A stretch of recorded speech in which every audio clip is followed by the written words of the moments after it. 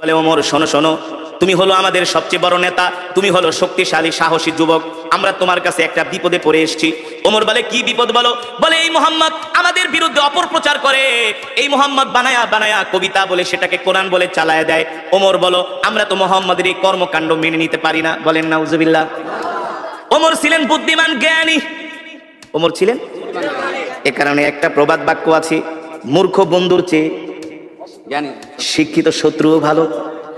আবু জেহেল আগে ছিল শিক্ষিত, এখন হয়ে গেছে মূর্খ, কারণ ছিলেন আবাল হেকাম, হেকমতের অধিকারী, জ্ঞানের বাবা, এখন হয়ে গেছেন মূর্খের বাবা আবু জেহেল। এই মূর্খ শয়তান আয়েশা বলে ওমর শোনো, মোহাম্মদ খুব ডিস্টার্ব করতেছি, মোহাম্মদকে তোমাকে ছাড়া কেউ দমাতে পারবে না, তোমাকে ছাড়া কেউ দমাতে পারবে না। ওমর বলে বলো কি করা যায়? বলে মোহাম্মদকে সাইজ করো। নাউজুবিল্লাহ বলবেন না? আরে আল্লাহ নবীকে সাইজ করবে পৃথিবীতে এমন কারো ক্ষমতা আছে নাকি, শক্তি আছে নাকি? এই কোরআন তো কারো বানানো কোরআন না, এই কোরআন তো আল্লাহর জবানের কালাম।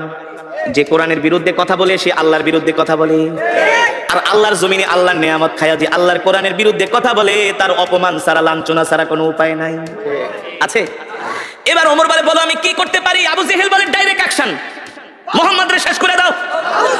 আরো জোরে বলেন নাউজুবিল্লাহ। মোহাম্মদরে মক্কা থেকে বের করে দাও। ওমর বলে ঠিক আছে, নেতার দায়িত্ব দিয়েছেন, আমি চিন্তা ভাবনা করি কি করা যায়। হেদায়েতের মালিক কি? হেদায়েতের মালিক আল্লাহ, হেদায়েতের মালিক আল্লাহ। হযরত ওমর বলে ঠিক আছে আমি চিন্তা করে দেখি মোহাম্মদকে কি করা যায়। হযরত ওমরের মন খারাপ, চিন্তা করতেছে কি করা যায়। আবু জেহেলের কথা শুনবে, আবু জেহেলের কথা শুনে কি আল্লাহ নবীকে অপমান করবে না কি করবে? হযরত ওমর চিন্তায় পড়ে গেলেন। তিনি মনে মনে সিদ্ধান্ত নিলেন মূর্খ আবু জেহেলের কথা শুনে আল্লাহ নবীর সাথে বেয়াদবি করা ঠিক হবে না। তিনি শিক্ষিত মানুষ, মনে মনে ভাবতেছে একটা কাজ করি, আগে যাই আমি নিজের চোখে মোহাম্মদকে একটু অবজারভেশন করি, আমি নিজে যাই একটু মোহাম্মদকে দেখি, গতিবিধি লক্ষ্য করি, তার সাথে কথা বলি। কারণ একটা মানুষকে শুধু শুধু না যাই না শুই না তার গায়ে হাত দেওয়া, তাকে অপমান করা, এটা মূর্খতা ছাড়া আর কিছুই না, ঠিক কিনা বলে? দেখবেন মূর্খ মানুষ যদি শোনে চিলে কান নিয়ে গেছে, কানের দিকে না তাকায় চিলের পিছনে দৌড়ায়, এমন কিছু স্বভাবের মানুষ সমাজে আছে কি আছে না? ঠিক মক্কার কিছু মূর্খ মানুষরা এই স্বভাবের ছিল। ওমর ছিলেন বুদ্ধিমান, বলে না না না, আবু জেহেলের কথায় কান দেওয়া যাবে না, আগে আমি মোহাম্মদকে যাই নিজের চোখে দেখি, তার সাথে কথা বলি, তারপরে দেখি কি করা যায়। আল্লাহ নবী বাইতুল্লাহ নামাজ পড়তেছেন। হযরত ওমর বিকাল বেলা ঘুটঘুটে অন্ধকার, মাগরিবের সময় না, ওমর মনে মনে চিন্তা করে সূর্যের আলোতে গেলে আবার মানুষজন দেখবে, মানুষজন দেখা বলবে ওমর তুমি কি যায় মোহাম্মদের সাথে মিলে গেছো। এই কারণে ওমর বলে আমি মাগরিবের সময় বের হলাম, ঘুটঘুটে অন্ধকার, ঘুটঘুটে অন্ধকার। হযরত ওমর মাগরিবের সময় অন্ধকারে বের হলেন, আস্তে আস্তে করে হাঁটতে হাঁটতে তিনি বাইতুল্লাহর চত্বরে গেলেন, যেটা কাবা শরীফ। কোনটা? যেটা কাবা শরীফ, সেখানে গেলেন। হযরত ওমর বলে আমি যে কাবার দেয়ালের পাশে লুকায় আছি, পালিয়ে আছি, যাতে মোহাম্মদ আমাকে না দেখে। আমি দেখি সুন্দর সুদর্শন একজন পুরুষ, সুন্দর সুদর্শন অপরূপ সৌন্দর্যের অধিকারী, সুবহানাল্লাহ। হযরত ওমর বলে আমি প্রথম মোহাম্মদকে দেখলাম, আমি তার সামনের সাইড দেখি নাই, শুধু পিছনের সাইড দেখছি। তার হাতগুলো এত সুন্দর, তার আঙ্গুলগুলো এত সুন্দর, পিছন থেকে তার কানগুলো এত সুন্দর। আমার নবীর চুলগুলো ছিল কোকড়া কোকড়া, অত কোকড়া না, অত লম্বাও না, সুবহানাল্লাহ।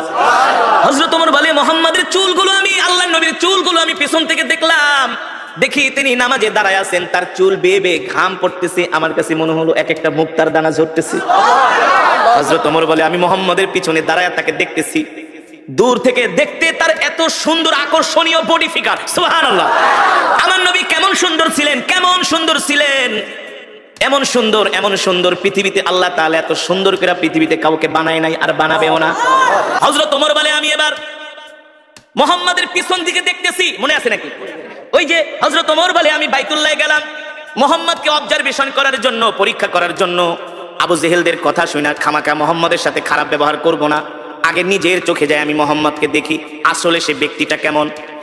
এবার হযরত ওমর বলে আমি পিছনে দাঁড়ায় দাঁড়ায় মুহাম্মদের পিছনের সৌন্দর্য দেখাই আমি পাগল হয়ে গেছি, আল্লাহু আকবার।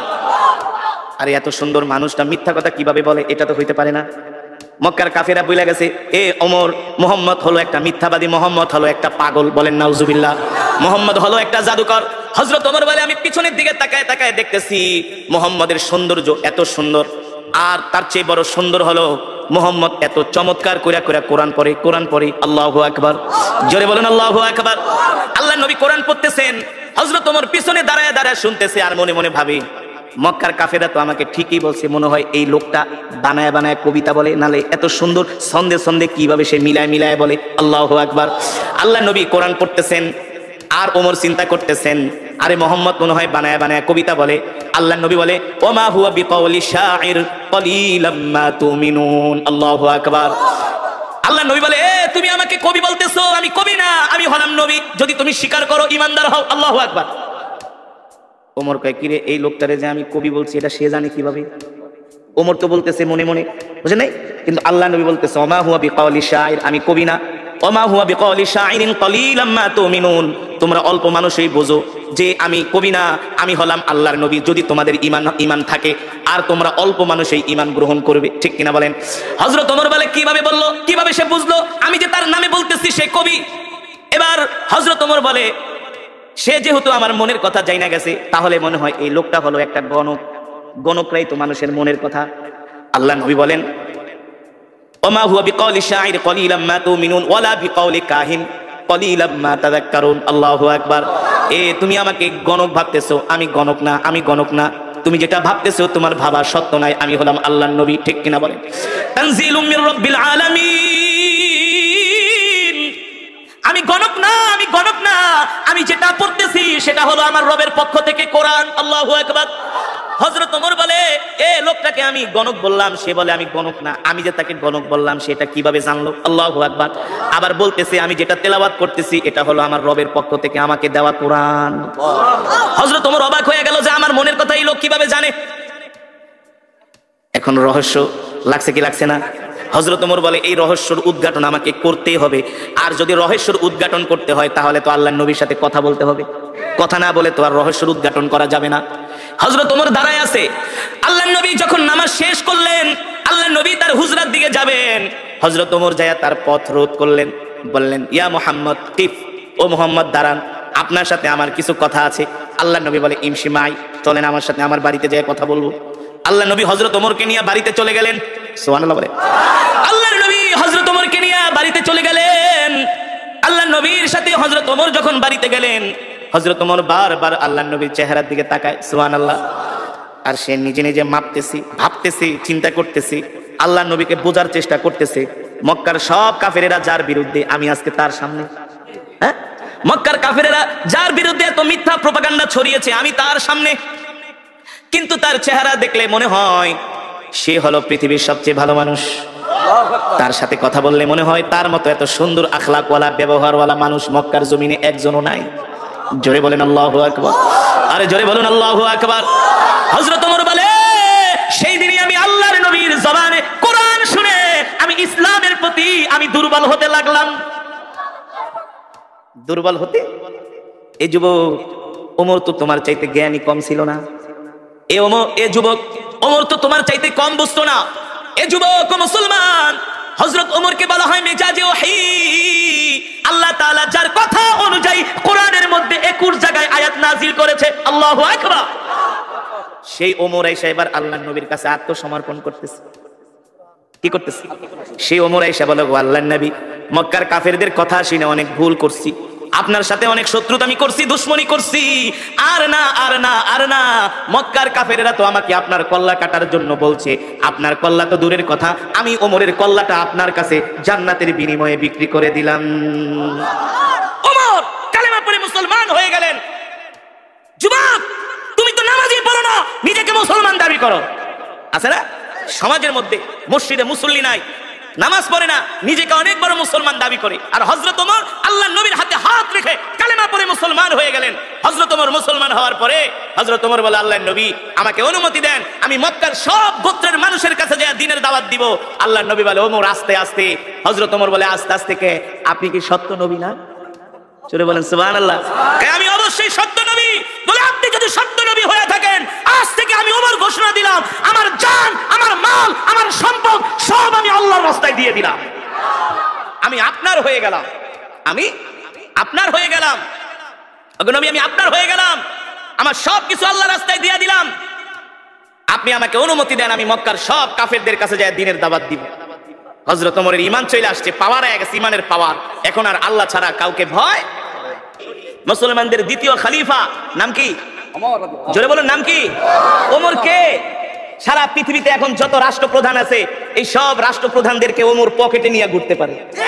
সারা পৃথিবীর রাষ্ট্রপ্রধানদের মাথায় যে ঘিলু আছে এই ঘিলু ওমরের বাম আঙ্গুলের ভিতরে ছিল। সারা পৃথিবীতে যত আধুনিক রূপকার যা হয়েছে, রাস্তাঘাট, কালভার্ট, ব্রিজ, সারা পৃথিবীকে আজকে যেভাবে সাজানো হয়েছে সব হযরত ওমরের পরিকল্পনা। জানেন এই যে নাইট গাটের যে প্রচলন, খাল খনন করার যে প্রচলন, তারপরে আপনার সেনাবাহিনী গঠন করার যে প্রচলন, দেশের সীমান্ত পাহারা দেওয়ার যে বিএসএফ, বিডিআর, যে সীমান্তের অতন্দ্র প্রহরী, এই সব কিছু গঠন করেছিলেন হযরতে ওমর। সব করেছিলেন মোল্লারা। কারা? মোল্লারা। হ্যাঁ, হযরত ওমর কে? তিনি খাত্তাবের ছেলে ওমর। তোমার মতো আমার মতোই ছোটখাটো নেতা না। ওমরকে দেখলে ইবলিস শয়তান পর্যন্ত ভয় পেত। এই ওমর কে? যাকে বলা হয় মেজাজে ওহী, এই ওমর কে? আল্লাহু আকবার। এখনো কালেমা পড়ে মুসলমান হয় নাই। ওমর ছিল আল্লাহর নবীর সবচেয়ে বড় দুশমন। সবচেয়ে বড় কি? মক্কার আবু জেহেল এসে ওমরকে খেপায় দিছে, ওমর তোমার মতো একটা সাহসী যুবক থাকতে মুহাম্মদ আমগো ধর্মের 12টা বাজায় ফেলাইছে। তুমি খাত্তাবের ছেলে ওমর, তোমার রক্তের দাম আছে, তোমার বংশের দাম আছে। মুহাম্মদের মতো একটা গরিব মানুষ যার আশেপাশে কেউ নাই, সেই শুধু একটা কোরআন দিয়া পুরো মক্কাটারে জ্বালায় ফেলাইতেছে। এটা ওদের ভাষা। মুহাম্মদরে থামাও, মুহাম্মদরে দমাও, মুহাম্মদকে সামনে বাড়াইতে দিও না। আমরা এত বড় বড় নেতা থাকতে মুহাম্মদ আমাদের সামনে এসে আমাদের ধর্মের নামে এসে অপপ্রচার করে যায়, এটা ওদের ভাষা। আসলে তো অপপ্রচার না, আল্লাহর নবী তো কোরআনের প্রচার করে, ঠিক কিনা বলেন? আল্লাহর নবী বলছেন, আল্লাহ তাআলা বলছে, হাবিব ইয়া আইয়ুহার রাসূল বাল্লিগ মা উনজিলা ইলাইকা মির রাব্বিক ওয়া ইল্লাম তাফআল ফামা বাল্লাগতা রিসালাতা। বাংলাদেশের কিছু মানুষ মনে করে শুধু ওয়াজ করা হুজুরদেরই দায়িত্ব। কিছু মানুষ মনে করে না যে ধর্মের কথা শুধু হুজুররা বলবে। না, ধর্মের কথা শুধু হুজুররা বলবে না। ইসলাম ধর্মটা আল্লাহর কাছ থেকে হুজুররা লিস্ট নেয় নাই। এই ধর্মের কথা বলা, কোরআনের কথা বলা, রাসূলের হাদিসের কথা বলা প্রত্যেকটা ঈমানওয়ালা মুসলমানের দায়িত্ব, কর্তব্য, ঠিক কিনা বলেন? আপনি একটা কলেজের, আপনি একটা স্কুলের প্রিন্সিপাল, আপনার দায়িত্ব হলো আপনি আপনার ছাত্রদেরকে কোরআনের কথা বলবেন, তাদেরকে দ্বীনের কথা বলবেন। আপনি একটা কলেজের অধ্যাপক, আপনি একটা কলেজের ভিসি, আপনি একটা ভার্সিটির ভিসি, আপনার দায়িত্ব হলো আপনি আপনার ছাত্রদেরকে দ্বীনের কথাগুলো বলবেন। আপনি দেশের প্রধানমন্ত্রী, আপনি রাষ্ট্রপতি, আপনি এমপি, আপনি মন্ত্রী, আপনি চেয়ারম্যান, আপনি মেম্বার, আপনি সমাজের অনেক বড় নেতা, আপনারও দায়িত্ব হলো কোরআনের কথা বলা, ঠিক কিনা বলেন? ঠিক না? এখন তো কিছু সাধারণ মানুষ মনে করে শুধু হুজুররাই বলবে, সব হুজুরদেরই কাজ। না, প্রত্যেকটা মুসলমানকে আল্লাহ তাআলা দুনিয়ার জমিনে কেন পাঠিয়েছেন? আল্লাহ তাআলা প্রত্যেকটা মুসলমানকে দুনিয়ার জমিনে পাঠিয়েছেন তার দ্বীনের দাওয়াত দেওয়ার জন্য, ঠিক কিনা বলেন? আল্লাহর নবী, আল্লাহ তাআলা তার উপর কোরআন নাজিল করলেন আর বললেন, ইয়া আইয়ুহার রাসূল বাল্লিগ মা উনজিলা ইলাইকা মির রাব্বিক ওয়া ইল্লাম তাফআল ফামা বাল্লাগতা রিসালাতা ওয়াল্লাহু ইয়াসিমুকা মিনান নাস ইন্নাল্লাহা লা ইয়াহদিল কওমাল ফাসিকিন। আল্লাহ রাব্বুল আলামিন বলেন, নবী আমি আল্লাহ আপনার উপর যেই কোরআন নাজিল করেছি এই কোরআন নিয়ে শুধু আপনি ঘরে বসে থাকবেন না। এই কোরআন শুধু আপনাকে একা তেলাওয়াত করার জন্য নাজিল করা হয় নাই। এই কোরআন শুধু বাবা মারা যাবে 40 দিন পরে 10 জন ইমাম দাওয়াত দিয়া গরু কেটে 40টা খাওয়াবে আর খতম করাবে, এই কারণে আল্লাহ কোরআন দেয় নাই। বছরে 1 মাস শুধু রমজান মাসে খতমে তারাবি পড়বেন আর হুজুরদেরকে দাওয়াত দিয়ে 1 খতম কোরআন পড়াইবেন, আল্লাহ শুধু এই কারণে কোরআন দেয় নাই। এই কোরআন এত সস্তা কোরআন না, এই কোরআন এত সস্তা জিনিস না। পৃথিবীর ইহুদি খ্রিস্টানরা সব কিতাবের মধ্যে তারা 2 নাম্বারই করেছে, হাত দিয়েছে, কিন্তু আল্লাহর কোরআনে এখনো হাত দিতে পারে নাই। কথা বলেন না কেন? তা বোঝেন না কেন? এটা এত সস্তা কোরআন না যে কোরআনের তেলাওয়াত শুনলে পাথরের মতো হৃদয়টা মোমের মতো গলে যায়, ঠিক না? আল্লাহ তাআলা বলে, হাবিব আপনাকে যে কোরআন দেওয়া হয়েছে এই কোরআন দিয়ে আপনি মক্কার জমিনে কাফেরদেরকে দাওয়াত দেন। এই কথা শুধু আল্লাহ তাআলা তার নবীকে একা বলেন নাই, এই কথা আমাকেও বলা হয়েছে, আপনাকেও বলা হয়েছে। এই মাহফিলে যত যুবক আছেন সবার উপরে এই কোরআনের দাওয়াত দেওয়ার দায়িত্ব একা শুধু আমার উপরে না, শুধু আলেমদের উপরে না, প্রত্যেকটা কলেজ, ইউনিভার্সিটি, স্কুল থেকে শুরু করে যত সরকারি কর্মকর্তা আছে, বেসরকারি কর্মকর্তা আছে, সবার দায়িত্ব হলো আল্লাহর কোরআনের কথা বলা, আল্লাহর কোরআনের দাওয়াত দেওয়া, ঠিক কিনা বলেন? আল্লাহ তাআলা তার হাবিবকে ডাক দিয়ে বলে, হাবিব আপনি কোরআনের কথা বলে যান। আল্লাহর নবী আল্লাহর নির্দেশ পায়া ঘরে বসে থাকেন নাই, কোরআনের দাওয়াত দেওয়ার জন্য ঘর থেকে বের হয়ে গেছি। আল্লাহর নবী আবু জেহেলকে ডাক দিয়া বলে, চাচা আমি আল্লাহর নবী, আল্লাহ আমাকে হেদায়েত দিয়ে মক্কার জমিনে পাঠাইছে। ও আবু জেহেল চাচা আপনি কালেমা পড়ে মুসলমান হয়ে যান। আবু জেহেল বলে, মোহাম্মদ তুমি নিজে বানায় বানায় কবিতা বলো আর কোরআন বইলা চালায় দাও, তোমার মতো মিথ্যাবাদীকে আমি নবী মানতে পারবো না। বলেন নাউজুবিল্লাহ। আমার নবী না ছিলেন চিকন, না ছিলেন মোটা, স্লিম, স্মার্ট, সুদর্শন। এখন তো যুবকরা জিম করে, বডি বিল্ড আপ করে। কি করে? জিম করে। জিম, নামাজ নাই, রোজা নাই, হাফ প্যান্ট পরে শুধু জিম করে সারাদিন, বডি বিল্ড আপ করে। যুবক, তোমার নবী কে জানো? পৃথিবীর সবচেয়ে সুন্দর আল্লাহ আমার নবীকে দান করছে। আল্লাহু আকবার। শুধু সুন্দর নয়, পৃথিবীর যত মেধা, যত জ্ঞান, যত ইলম, উতিতুল ইলম, যত জ্ঞান আছে সব জ্ঞান দিয়া আল্লাহ আমার নবীকে দুনিয়াতে পাঠিয়েছেন। আল্লাহু আকবার। রাষ্ট্র পরিচালনা করার যোগ্যতা কি? রাষ্ট্র পরিচালনা করার যোগ্যতা, ময়দানে যুদ্ধ করার দক্ষতা আমার নবীর যেমন ছিল, পৃথিবীর এমন কোন যোদ্ধা, এমন কোন রাষ্ট্রপ্রধান আজ পর্যন্ত আসে নাই, আসবেও না। সব দিকে আমার নবী ছিলেন 100-তে 100। জোরে বলেন সুবহানাল্লাহ। এই কারণেই আম্মা জান আয়েশা বলেছেন, মিশরের রমণীরা, মিশরের প্রেসিডেন্টের স্ত্রী, আজিজ মিসরির স্ত্রী জুলাইখা, জুলাইখা রানিং প্রেসিডেন্ট মিশরে। কোথায়? পয়গম্বর ইউসুফ আলাইহিস সালামের চেহারা দেখা পয়গম্বরের জন্য পাগল হয়ে গেছে, পাগল হয়ে গেছে। আমি যখন মিশরে পড়াশোনা করতাম, আমি মাঝে মাঝে কায়রোতে যেতাম, কায়রোর বাজারে। তো মাঝে মাঝে কায়রোতে যাওয়ার পরে এত সুন্দর মিশরের পুরুষগুলো, সব এক সাইজ। কয় সাইজ? দেখতে যেমন একেবারে এক সাইজ, এমন সুন্দর, এমন সুদর্শন, যেটা ভাষায় প্রকাশ করার মতো না। তো পুরুষের সৌন্দর্য যদি এমন হয়, তো রমণীরা কেমন হইতে পারে? এবার চিন্তা করেন তো। জুলাইখা কেমন সুন্দর, সে পয়গম্বর ইউসুফের চেহারা দেখে পাগল হয়ে গেছে। জুলাইখার বান্ধবীরা চিঠি লেখছে, এ জুলাইখা, কার জন্য পাগল হলি? তুই একটা প্রেসিডেন্টের স্ত্রী হইয়া সাধারণ একটা গোলামের জন্য পাগল হয়ে গেছস। জুলাইখা বান্ধবীদেরকে পত্র লেখছে, এই দূর থেকে সমালোচনা করিস না, সামনে আইসা একটা নজর দেখা যা, ক্র্যাশ খেয়ে যাবি, ক্র্যাশ, পাগল হয়ে যাবি, নজর ফিরাইতে পারবি না। সুবহানাল্লাহ। জোরে বলুন সুবহানাল্লাহ। জুলাইখা ছিলেন চালাক, বুদ্ধিমতী। তার বান্ধবীদেরকে ডাকছে, আয়, দূরে থেকে তো আমার গালাগালি করো, সামনে এসে দেখা যা, এক ঝলক দেখা যা, এক নজর দেখা যা। জুলাইখার বান্ধবীরা আসছে, সবার হাতে আপেল দিয়েছে। কি দিয়েছে? আপেল আর ছুরি দিছে। যে গোলামের লেগা পাগল হইছি, একটু পরে গোলাম এদিক দিয়ে যাবে, এক নজর দেখবি, বেশি না। কয় নজর? এক নজরের বেশি দেখা যাবে না, নিষেধ, বারবার তাকানো যাবে না। জুলাইখার বান্ধবীরা গেলে পাগল হয়ে গেছে। কি এমন পুরুষ যেটা একেবারে এক নজর দেখা লাগবে? কি এমন সৌন্দর্য? জুলাইখার বান্ধবীরা তো আর বোঝে নাই। যখন পয়গম্বর ইউসুফ আলাইহিস সালাম সামনে দিয়ে হাঁটি হেঁটে যাচ্ছে, জুলাইখার বান্ধবীরা খুশ গল্প করে আর আপেল খায় কেটে কেটে। পয়গম্বর ইউসুফ যাচ্ছেন, এক বান্ধবী আরেক বান্ধবীকে, বন্ধু দেখ, তাকায় দেখ, এটা কি মানুষ নাকি ফেরেশতা? সুবহানাল্লাহ। এটা মানুষ যাচ্ছে নাকি ফেরেশতা?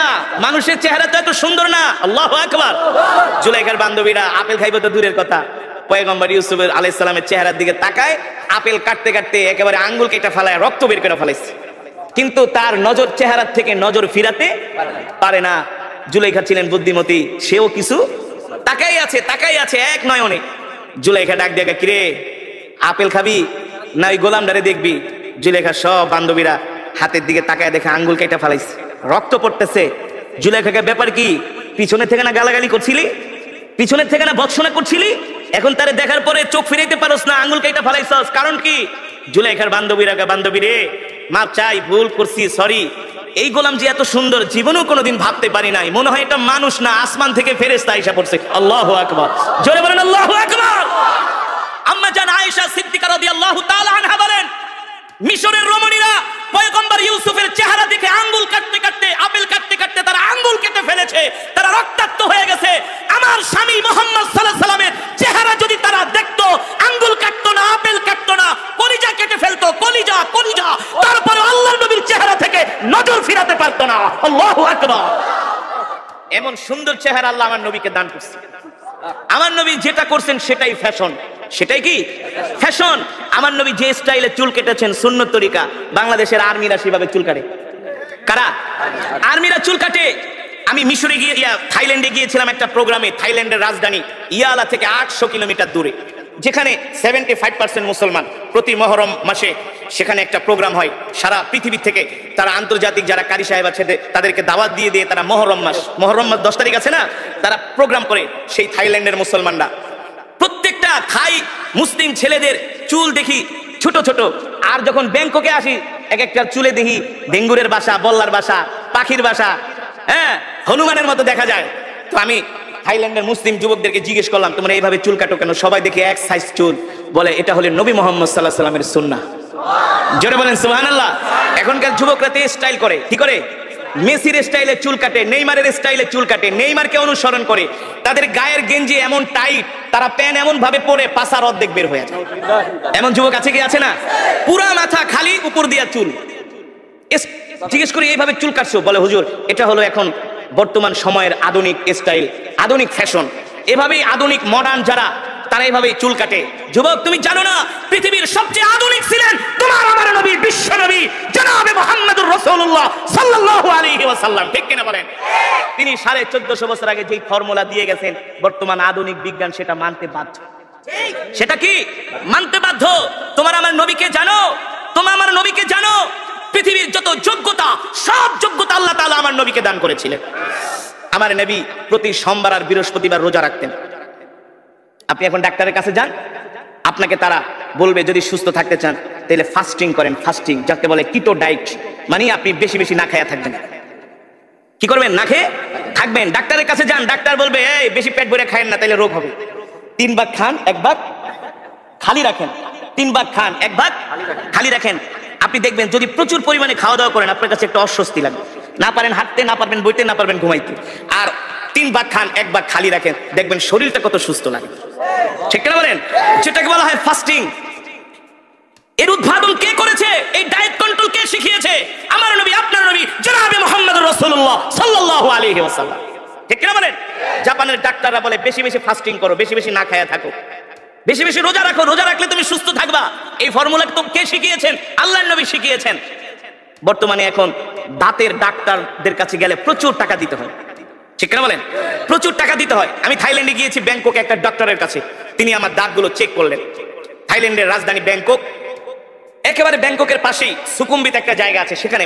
আর থাইল্যান্ড হলো পৃথিবীর সবচেয়ে চিকিৎসার দিক থেকে বর্তমানে 5 নম্বরে আছে পুরো পৃথিবীতে, অল পৃথিবীতে, স্বাস্থ্যের দিক থেকে, চিকিৎসার দিক থেকে। তো আমাকে এক ভক্ত বলে, হুজুর থাইল্যান্ডে আইছেন, আমাদের দেশের শিল্পপতিরা তো আসে থাইল্যান্ডে ডাক্তার দেখাইছে, তা আপনি যেহেতু আইছেন একটু ডাক্তার দেখাইবেন নাকি? আমি বলি ভাই এত টাকা পয়সা তো আমার নাই। টাকা চিন্তা করেন সব আমি দিব, আপনি শুধু ডাক্তার দেখান। আমি যে মসজিদে জুমা পড়ে, গাজীপুর শ্রীপুরে একটা মসজিদ, আমার মসজিদের যিনি সভাপতি হাজার হাজার কোটি টাকার মালিক, তো সে শুনছে আমি থাইল্যান্ডে গেছি। হুজুর আপনি যতদিন থাকেন থাইল্যান্ডে আমার হোটেল আছে, আপনার জন্য হোটেল ভাড়া, খাওয়া দাওয়া সব ফ্রি। ফোন দিয়ে আগে হুজুর কোনো চিকিৎসা করবেন কিনা, তাহলে করে আসেন, সব পেমেন্ট আমি করে দেবো। তো চিন্তা করলাম আমার দাঁতে একটু সমস্যা, দাঁতটা থাইল্যান্ডে দেখা যায়, থাইল্যান্ডের দাঁতের চিকিৎসা খুব ভালো। তো আমি একটা ডেন্টালিস্টের কাছে গেলাম। তা আমি তো আর থাই ভাষা বুঝি না, ইংলিশ বলতে পারি, ওরা ইংলিশটাও ততটা বোঝে না। কিন্তু প্রত্যেকটা ভালো ভালো হসপিটালে এক এক দেশের ভাষা ট্রান্সলেট করার জন্য এক এক দেশের লোক থাকে। যেমন আমাদের অনেক বাঙালি থাইল্যান্ডের হসপিটালে আছে, আমি যেটা বাংলায় বলবো সে সেটা ডক্টরকে থাই ভাষায় অথবা ইংলিশ ভাষায় তাকে বুঝিয়ে দিবে। তো তিনি আমার দাঁত দেখা চেক করলেন, এক্সরে করলেন। এক্সরে করার পরে ডাক্তার বলতেছে, তোমার ওই বাঙালিকে ডাক দিয়া কয়ে, এটা কেঠা তোদের দেশের? উনি বলতেছেন উনি হচ্ছে রিলিজিয়ান পার্সন, অর্থাৎ আমাদের ধর্মগুরু। মানে আমরা বলি না হুজুর, ইংলিশে বলে যে রিলিজিয়ান পার্সন, ধর্মগুরু, ধর্ম চর্চা করে, ওনাকে যেভাবে হোক বুঝাচ্ছে। পরে বলতেছে যে ওর দাঁত তো কোনো সমস্যা নেই, খুব ভালো আছে। পরে ডাক্তারটা বললো কি যে আচ্ছা আমি বুঝলাম না, তোমাদের যত মুসলমান আমার কাছে আসে, যত পেশেন্ট যাদের দাড়ি আছে, টুপি আছে, এমন যাদেরকে আমি আজ পর্যন্ত দাঁত চেক করছি 100-র মধ্যে বলে আমি 90টাই ভালো পাইছি, 90টারই ভালো পাইছি। তো সে আমাকে হাসে হাসে একা, হুজুর একটা মজার ঘটনা ঘটছে। কি? বলে ডাক্তার আপনার দাঁতটা চেক আপ করে বলতেছে আপনার দাঁত খুব ভালো আছে। বলে আপনাদের মতো মানুষদের নাকি দাঁত যত চেক করে, থাইল্যান্ড মুসলিম হোক, থাইল্যান্ডের হুজুর যারা আছে সবার, বলে সবার দাঁত ভালো, কারণটা কি? পরে আমি বলি ভাই এর রহস্য হলো আমি প্রতিদিন 5 ওয়াক্ত নামাজে 5 বার, কয়বার 5 বার মেসওয়াক করি। যখন থেকে রসুলের হাদিস পড়েছি, যখন থেকে বুঝ হয়েছে, তখন থেকে এই মেসওয়াক ছেড়ে দেই নাই। রসুলের হাদিস, আপনি যদি এই মেসওয়াক করেন আপনার পেটের কোনো রোগ থাকবে না, লিভারের কোনো রোগ থাকবে না, স্টোমাকে আপনার কোনো রোগ থাকবে না। মেসওয়াক করার কারণে আপনার লিভার, আপনার পিত্ত, আপনার পেটের মধ্যে আরো যত মেশিন আছে, পার্টস আছে, এই মেসওয়াক করার কারণে আল্লাহ তাআলা আপনার পেটটাকে ভালো রাখবেন, সুস্থ রাখবেন। মোট কথা আপনার পেটের কোনো রোগ হবে না। এটা হলো দুনিয়ার উপকার। আখিরাতের উপকার কি?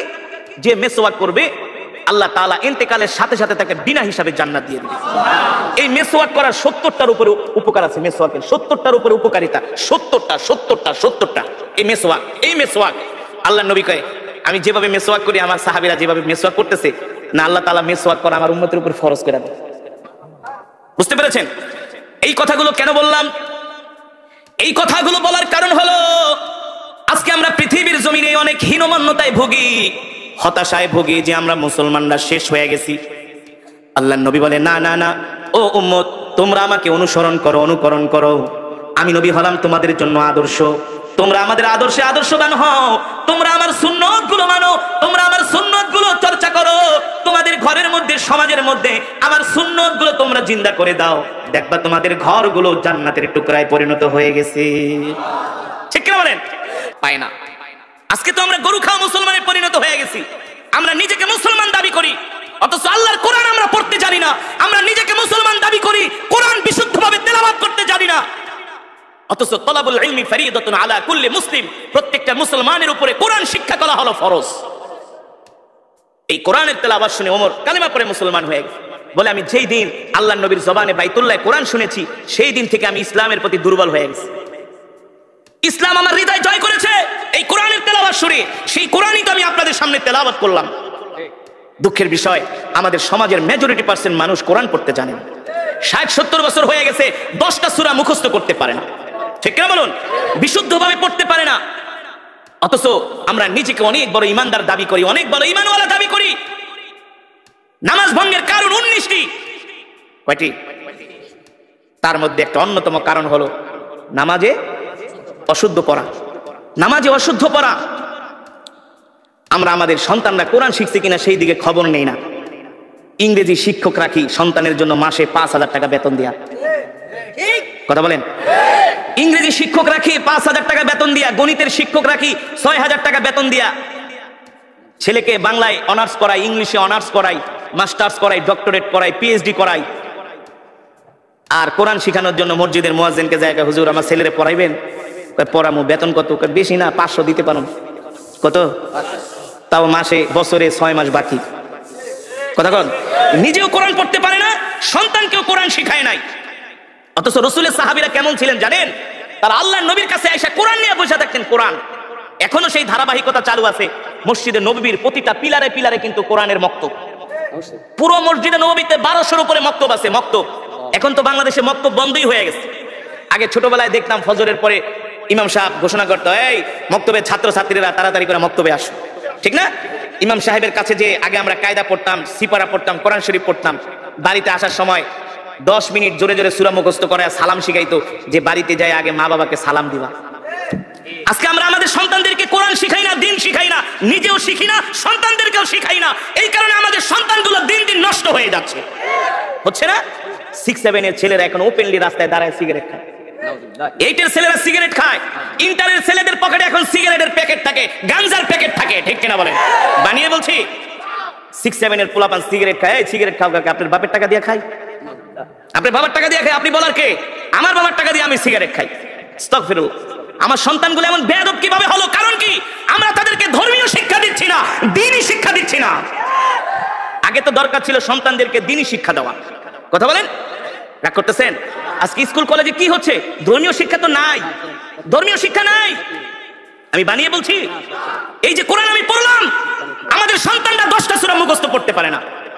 উচিত তো ছিল আমাদের সন্তানদেরকে আগে কোরআন শিখানো, দ্বীন শিখানো। অবশ্যই অবশ্যই আমার সন্তান কলেজে পড়বে, ইউনিভার্সিটিতে পড়বে, আমার সন্তান ডাক্তার হবে, ইঞ্জিনিয়ার হবে, বড় ব্যবসায়ী হবে, বড় নেতা হবে। এটা আমার গর্ব, এটা আমার গর্ব। কিন্তু কোরআন না শিখলে তো আমার সন্তান সব শিক্ষা পরে আমার সন্তান বিপদগামী হয়ে যাবে, দিন হারা হয়ে যাবে, ইসলাম হারা হয়ে যাবে। এ কারণেই তো ওইদিনকে দেখলাম টেলিভিশনের মধ্যে অনেক অভিভাবক কান্না করে বলতেছে, আমরা স্কুল কলেজের এই কারিকুলাম শিক্ষা ব্যবস্থা চাই না। বলে কেন? বলে এই শিক্ষা ব্যবস্থার মধ্যে শিখার মতো কিছুই নাই। ঠিক বানাই বলছি? বলুন আমি বানিয়ে বলছি? এই কথাগুলো কেন বললাম? আমাদের সন্তানদেরকে যদি ধর্মীয় শিক্ষা দেওয়া না হয়, এই কোরআন যদি না শেখানো হয়, আর 1, 2, 3 যুগ পরে দেখবেন যে জেনারেশন গুলো আসবে, আপনি মসজিদ বানাইবেন কিন্তু মুসল্লি পাইবেন না। আপনি মসজিদ বানাইবেন, টাইলস লাগাইবেন, এসি লাগাবেন, মসজিদের 300 হাত দূরে বসে আপনার ছেলেরা চায়ের দোকানে বাংলা সিনেমা দেখবে আর গাঁজা খাবে। এখন তো সেটাই হচ্ছে, কথা বলেন, সেটা হচ্ছে। মসজিদ পাকা হচ্ছে, মসজিদ সুন্দর হচ্ছে, কিন্তু মুসল্লি নাই। আছে? আমি চাঁদপুর এক মাহফিলে গেছি, মতলব, চাঁদপুর মতলব, মায়া চৌধুরীর এলাকা, মায়া চৌধুরীর এলাকা। 50 ডেক খিচুড়ি রান্না করছে। আমি ইমাম সাহেবের কই, মাশাআল্লাহ আপনার এলাকা তো সব ধর্মবীর মুসলমান। কই হুজুর বুঝেন না, 50 ডেক খিচুড়ি আনছি কি এমনি নাকি?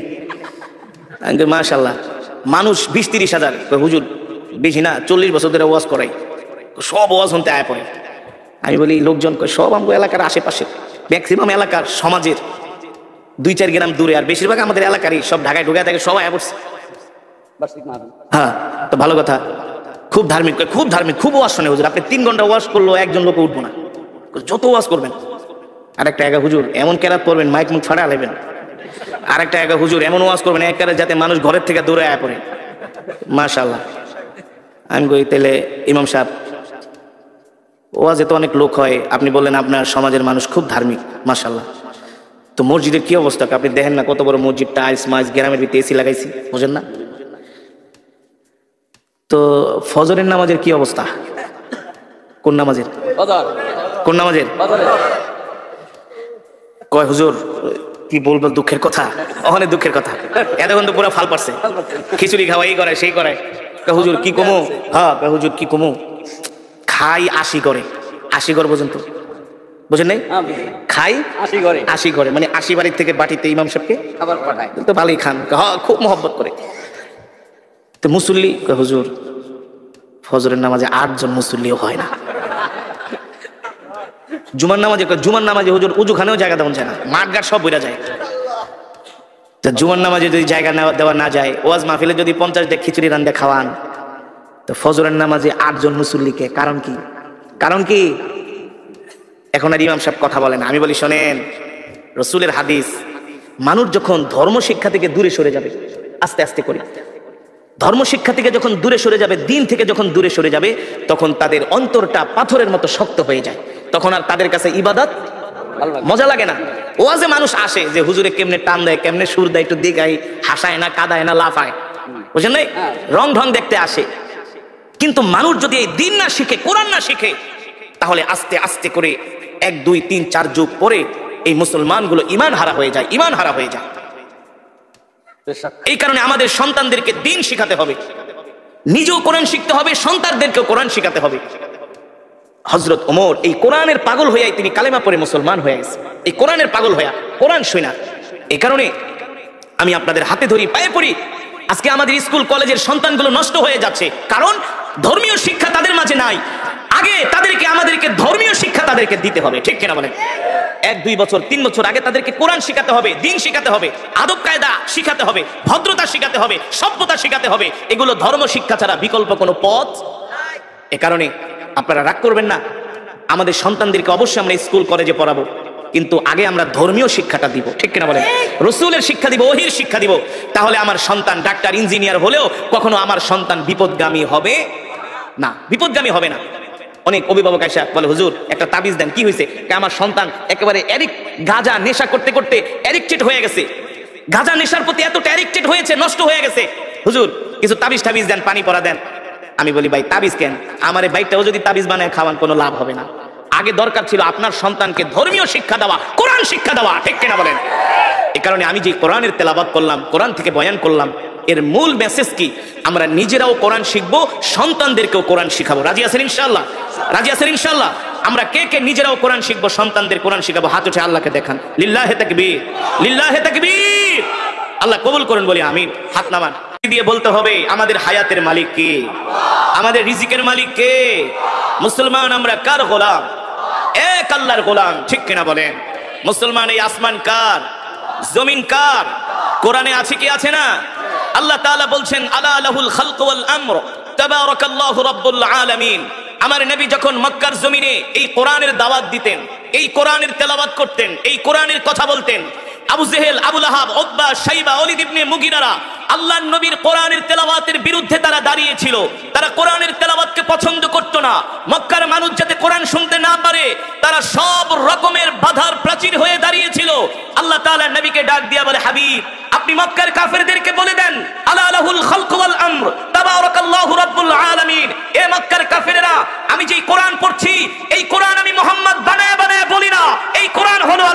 জবানের কালাম।